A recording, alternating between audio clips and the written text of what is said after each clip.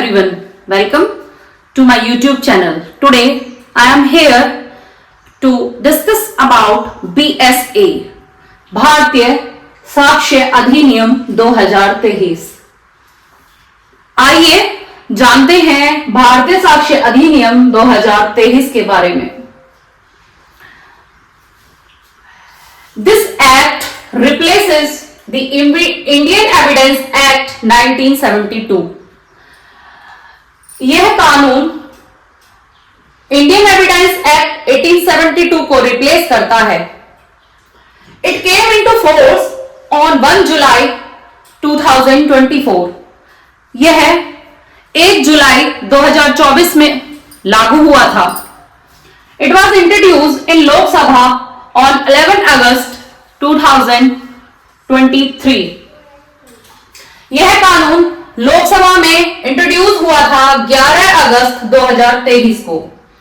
It received the ascent of president on 25 दिसंबर 2023। इस कानून को राष्ट्रपति की मंजूरी 25 दिसंबर 2023 को मिली थी। इंपॉर्टेंस ऑफ दिस एक्ट, यह कानून क्यों महत्वपूर्ण है? It gives full recognition to digital evidence.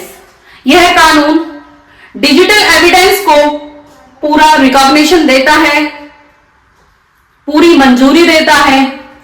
Online witness testimony allowed. Online witness is allowed under this evidence act. Supports scientific evidence. ये साइंटिफिक एविडेंस को भी सपोर्ट करता है, जैसे DNA test etcetera. For evidence improves the justice system. This act also improves the justice system in our society. As we know that the crime and false cases are increasing day by day in our society. To stop these type of cases, this साक्ष्य अधिनियम helps to reduce false cases and give speedy justice to the aggrieved persons. Section 1. It applies to whole India. It applies to all the judicial proceedings which are held in court. ये पूरे भारत पर लागू है और court की सभी प्रक्रियाओं पर यह कानून लागू होगा। Section 2। Under section 2 various definitions are given such as court. It includes all जजेस and magistrates except arbitrators legal authorised to take evidence. Means court न्यायालय के अंतर्गत सभी मजिस्ट्रेट्स और सभी जजेस आते हैं और वो व्यक्ति आते हैं जो साक्ष्य लेने के लिए लीगली अथॉराइज्ड हैं। बी कंक्लूसिव प्रूफ, निश्चायक सबूत। Means when one fact is declared by this अधिनियम to be conclusive proof of another, the court shall on proof of the one fact regard the other as proved. Means अगर कोई तथ्य इस अधिनियम के द्वारा निश्चायक सबूत माना गया है तो न्यायालय को उस तथ्य के आधार पर और जो फैक्ट्स हैं उन्हें प्रूव्ड ही माना जाएगा। For example, a marriage certificate is issued by government officer. It can be says that it is a conclusive proof. See disproved. It is used to reject false claims और evidence. ये जो false claims है, false evidence है, झूठा सबूत या फिर झूठे दावे जो हैं उन्हें रिजेक्ट करता है। For example, a person says it was not I was not at the crime scene. अगर कोई व्यक्ति कहता है कि वह क्राइम सीन पर नहीं था और सीसीटीवी फुटेज ये शो करती है कि वह वहां पर था, तो उसका फर्स्ट स्टेटमेंट जो है, वो जो बोल रहा है कि वह क्राइम सीन पर नहीं था, वो डिसप्रूव माना जाएगा। डी, डॉक्यूमेंट्स, दस्तावेज means any matter expressed or described or otherwise recorded upon any substance by means of letter, figures, marks or any other means or by more than one of those means intended to use on which may be used for the purpose of recording that matter and includes electronic and digital records. दस्तावेज कोई भी handwritten, email, electronic mails, digital document, वे सभी इस कानून के तहत दस्तावेज माने जाएंगे। There are some illustrations which are given under this subsection. First, our writing is a document. कोई भी लेख दस्तावेज माना जाएगा। Words printed, lithographed and photographed are documents. शब्द जो कि छपे हुए हैं, lithographed means the thing which is not written by hand, it is written by lithography. और कोई भी ऐसा फोटोग्राफ, वो सभी डॉक्यूमेंट्स में आएंगे। थर्ड, अ मैप और प्लान इज अ डॉक्यूमेंट। कोई भी मानचित्र दस्तावेज की कैटेगरी में आएगा। फोर्थ, एन इंस्क्रिप्शन और अ मेटल प्लेट और स्टोन इज अ डॉक्यूमेंट। कोई भी प्लेट या फिर कोई भी स्टोन पे लिखा हुआ या छपा हुआ, जैसे for example any number plate और the thing written on stones in our historical monuments are come under document. Fifth, a caricature is a document. Sixth, an electronic record on mails. कोई भी इलेक्ट्रॉनिक रिकॉर्ड जो कि mail के द्वारा या फिर server lock के द्वारा डॉक्यूमेंट कोई भी कंप्यूटर पे हो, लैपटॉप पे हो, स्मार्टफोन पे हो, मैसेज पे हो, वेबसाइट्स पे हो या फिर लोकेशनल एविडेंस और वॉइस मेल मैसेजेस, बोलकर जो मैसेज किए जाते हैं वो, और which are stored on digital service are called documents. These type of evidence are come under documents. दस्तावेज। E, evidence. All statements including a statement given electronically which the court permits and requires to be made before it by witness in relation to matter of fact under inquiry or such evidence are called oral evidence. As we know, evidence, साक्ष्य दो प्रकार के होते हैं। oral documents means oral evidence and second documentary evidence, मौखिक साक्ष्य और दस्तावेज साक्ष्य। ऑरल एविडेंस कोई भी स्टेटमेंट या तो वो इलेक्ट्रॉनिकली रिकॉर्ड हो, कोई भी ऐसा स्टेटमेंट जो कि विटनेस के द्वारा कोर्ट के समक्ष कहा गया है या फिर उस व्यक्ति के समक्ष कहा गया है जिसे साक्ष्य लिखने की अनुमति कोर्ट के द्वारा है, वो सभी ऑरल साक्ष्य माने जाएंगे। Second, all documents including electronic and digital records produce for the inspection of the court and such documents are called documentary evidence. Means वो सभी सारे दस्तावेज जो कि इलेक्ट्रॉनिकली और डिजिटली रिकॉर्डेड हैं in the form of any email और letter, वो सभी न्यायालय के समक्ष निरीक्षण के दौरान प्रस्तुत किए जाएंगे।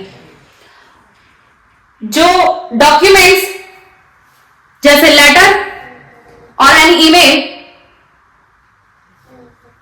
न्यायालय के समक्ष प्रस्तुत किए जाएंगे, वो सभी डॉक्यूमेंट्री एविडेंस कहलाएंगे। For example, medical report, bank statement, CCTV footage, FIR copy, receipt और bills, emails, sale deed, birth certificate, death certificate और एसेट्रा। मींस कोई भी ईमेल, कोई भी बैंक की पासबुक की फोटोकॉपी, स्टेटमेंट या बैंक पासबुक, या फिर कोई भी मेडिकल रिपोर्ट, या फिर सीसीटीवी फुटेज की कोई भी क्लिप, या फिर एफआईआर की कॉपी, या फिर जन्म प्रमाण पत्र, मृत्यु प्रमाण पत्र, ये सभी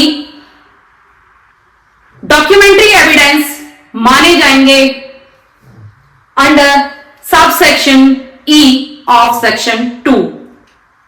F of section 2, fact, something that is real or true or actually happened or can be seen, heard, felt or proved is known as fact. कोई भी चीज जो कि वास्तविक है, सच है और वास्तव में हुई है, या फिर कोई भी ऐसी चीज जो सुनी जा सकती है, प्रूव की जा सकती है, वो तथ्य कहलाएगी। There are some illustrations which are given under BSA section 2 subclause F, that there are certain objects arranged in a certain order in a certain place is a fact. कुछ विशेष वस्तु जो कि एक विशेष ऑर्डर में अरेंज की गई हैं और एक विशेष प्लेस पर हैं, वो सभी तथ्य की कैटेगरी में आएंगी। Second, that the person saw or heard something is a fact. Means कोई भी व्यक्ति कुछ सुनता है या कुछ देखता है, वे सभी चीजें तथ्य की कैटेगरी में आएंगी। Third, that the person said certain words is a fact. Means किसी व्यक्ति ने कुछ विशेष शब्द बोले या विशेष शब्द कहे तो वो भी तथ्य माने जाएंगे। Fourth, that a person hold certain opinion, has a certain intention, acts in a good faith or fraudulently or uses a particular word is also called fact. Means कोई भी व्यक्ति एक विशेष राय रखता है, विशेष नजरिया रखता है, जो कि एक गुड फेथ में है, और कोई भी ऐसी वर्ड जो कि फ्रॉडेंटली बोलता है, वे सभी तथ्य माने जाएंगे। Example, A signed a contract with B. A ने B के साथ एक कॉन्ट्रैक्ट साइन किया और if the document which A has signed have his signature, it is also a fact. Means A ने B के साथ एक कॉन्ट्रैक्ट साइन किया और A के सिग्नेचर अगर उस कॉन्ट्रैक्ट या फिर जो डॉक्यूमेंट है उस पर है तो यह भी एक तथ्य माना जाएगा। Section 2 sub clause G, fact in issue means any fact from which either itself or in connection with other facts the existence and non-existence, nature or extent or any right, liability or disability is asserted or denied in any suit or proceeding. Fact in issue मतलब किसी भी case की मुख्य बात जो कि prove करना बहुत ज्यादा जरूरी है। There are some illustrations which are given under this section. A is accused of murder of B. A has trial. The following facts may be in issue. A B को मारने के लिए आरोपी है। कुछ फैक्ट्स हैं जो कि फैक्ट इन इशू होंगे, जैसे कि that A caused B's death, कि A ने B की मृत्यु की है। Second, that A intended to cause B's death, A का B को मारने का आशय था या नहीं। Third, that A had received grave and sudden provocation from B, कि A को अचानक प्रकोपन मिला था B से। Fourth, that A at the time of holding the act which caused B's death was by reason of unsoundness of mind, incapable of knowing its nature. जिस समय A B की मृत्यु कारित कर रहा था उस टाइम पर उसे उस फैक्ट के बारे में जानकारी थी या नहीं। These questions are in fact in issue. Section 2 subsection H, may presume. The court is allowed to assume something as true and it cannot be bound to do so. Court मान सकता है कि कोई बात या कोई तथ्य सत्य है, बट कोर्ट बाधित नहीं है कि वह जरूरी उस चीज को माने। कोर्ट में believe the fact it is true until it is proved. Court यह मान सकता है कि कोई तथ्य सत्य है जब तक कि वह प्रूव नहीं हो जाता, और इट में आस्क फॉर मोर प्रूफ, और कोर्ट उस तथ्य को प्रूव करने के लिए और सबूत मांग सकता है। For example, a person has been missing from 7 years and no one has heard from them. The court may presume that the person is dead, but it is not compulsory that the court may ask for more evidence. मतलब एक व्यक्ति है जो कि 7 साल से लापता है और किसी ने उसके बारे में नहीं सुना है, तो कोर्ट यह मान सकती है कि वह मृत व्यक्ति है,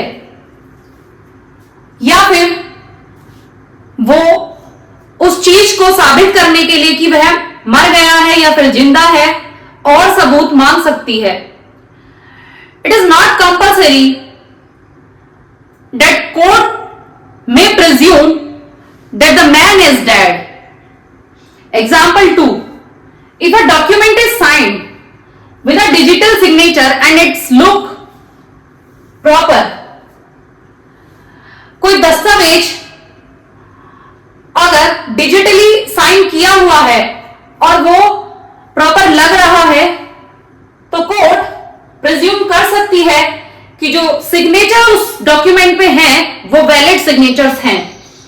but if there is a doubt, अगर कोर्ट को कोई भी संदेह है कि जो सिग्नेचर हैं वो वैलिड नहीं है या फिर फ्रॉडलेंटली किए गए हैं, तो उस सिग्नेचर्स को प्रूव करने के लिए कोर्ट सबूत मांग सकती है। Section 2 sub section I, not proved, साबित ना होना। A fact that is neither proved to be true और not disproved to be false it just means there is not enough proof to prove that fact. मतलब कि कोई भी तथ्य ना तो वो साबित हुआ है ना वो ना साबित हुआ है कि वह झूठा है। कोर्ट ये मान सकती है कि उसे साबित करने के लिए कोई एनफ प्रूफ नहीं है। Example, A says B hits me. ए ने कहा कि बी ने मुझे मारा विद अ स्टिक, एक डंडे से। No one saw, no injury marks, no camera footage, no medical, no witness. The court will say the fact is not proof. मतलब ए ने कहा कि बी ने मुझे डंडे से मारा।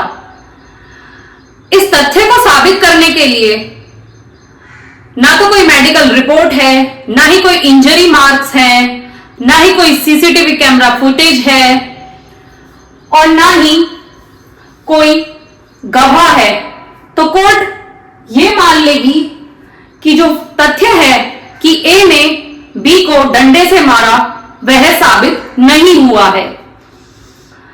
Section 2 sub clause J, proved, साबित हुआ है या होना।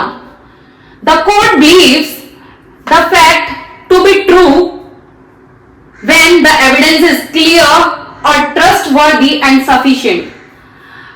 कोर्ट किसी भी फैक्ट को तब प्रूव्ड मानेगी, तब साबित हुआ मानेगी जबकि उसको साबित करने के लिए प्रॉपर सबूत हो और जो सबूत है वो विश्वसनीय हो और उस तथ्य को साबित करने के लिए परिपूर्ण हो। For example, A says B sign the contract. A shows original contract with B's signature. Handwriting expert confirms the signatures. The signature which is done on the contract is B's signature. B also accept earlier in message. Hence, the court will say it is proved that B signed the contract. मतलब